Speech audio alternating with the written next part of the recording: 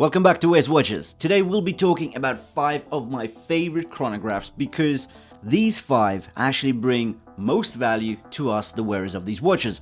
Now, 2 of these budget chronographs are just $13 and $15. The most expensive one, though, is around the $70 mark. Now, these chronographs are across the different brands that we find on AliExpress. One of these chronographs is actually a split-second chronograph, and it costs just $15. We also have a Bullhead chronograph, so there are definitely interesting options to cover in this video. Now, the links to all of these watches will be in the description below the video. Also, I have already comprehensively reviewed all of these watches, so the links to the reviews, to the comprehensive reviews, will also be in the description below the video. So check them out if you're interested in picking up a sharp price and if you're interested in looking into the details behind every single watch. So without further ado, let's get in and talk about these 5 chronographs in detail.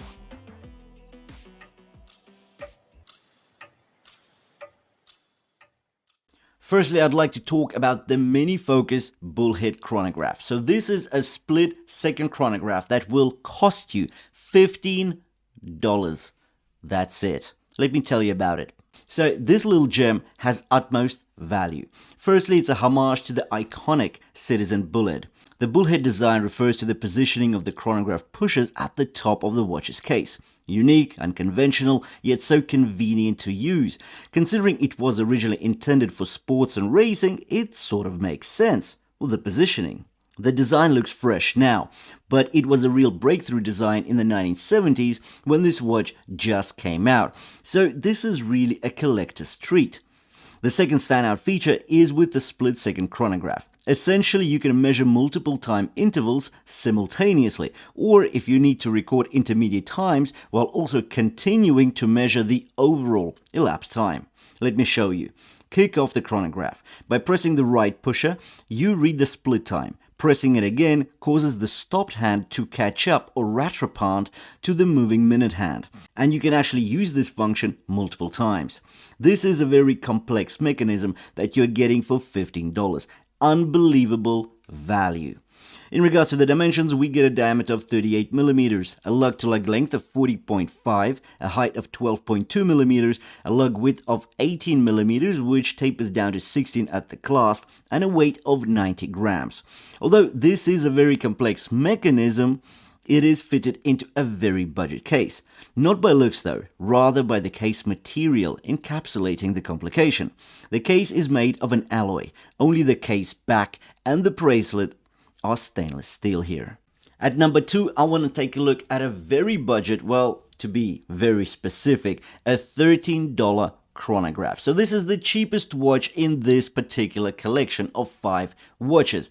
This is also an alloy case, but it homages a very unique look, and I think the dimensions are not bad at all. Let me tell you about it. So this watch is big, loud, boisterous, a watch that needs wrist space for its imposing dimensions, and it does get the squarish stance. It does pay tribute to an icon, a watch heritage that carried motor racing through the 20th century.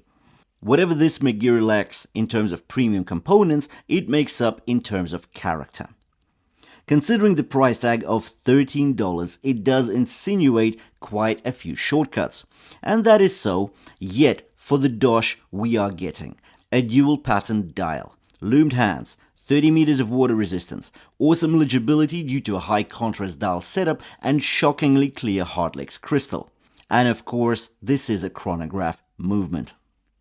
With regards to the dimensions, we get a case width of 43 millimeters, so on the larger side, most definitely. If we talk about the lug-to-lug length, it's 52.5 millimeters, a height of 11.3, and we get a lug width of 24 millimeters and a weight of 85 grams. The square watches always look larger than their circular counterparts, hence the significant case width of 43 millimeters is quite large and significant. But as you can see on my 6.5-inch wrist, which is rather slender, there are some minor overhangs, yet they're very well disguised by the very wide strap. The 24mm wide strap does a super job of disguising these nuances of the larger case size. Another important point to mention is that the case is made from an zinc alloy, but that is expected at this $13 price point though. And now I want to jump into the most expensive chronograph in this collection, so the $70 piece. And this is the Pagani designed PD1782, and it homages an icon as well, but from the mid-late 20th century.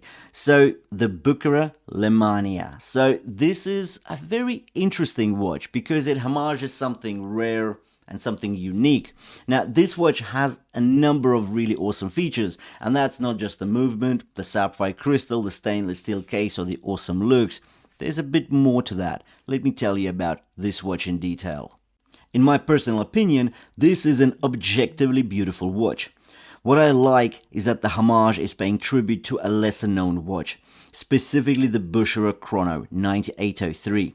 You can pick up the original in decent shape for about $3,000-4,000, or go for this $70 brand new stunner from Pagani Design. The elongated, almost oval case shape is nostalgic of an era long gone. Brushed and polished surfaces create unique light play effects. The dome sapphire crystal is seamlessly integrated into the polished fixed bezel. We get a functional Megir quartz chronograph with a sweeping seconds hand. There are also 3 subdials and a tachymeter scale, a screw and crown, and of course a screw down case back. My favorite spec though are the half links on the stainless steel bracelet, because seriously, how often do we see half links on butterfly clasp bracelets? Not often. But anyways, this is the PD1782, a $70 stunner. So I've left the link to the comprehensive review down below, so do check it out if you want to know the intricacies of this awesome watch. So we get a case width of 40mm here, a lug-to-lug length of just 47.2mm, a height of 12.8, a lug width of 20mm tapering down to 18 at the clasp, and a weight of 140 grams. Gazing down at the watch, it seems like the circular watch was squeezed on the flanks to stretch into the slightly tonneau shape, with the barrel curved sides resembling an oval. That in itself is a design cue from the latter half of the 20th century racing chronographs.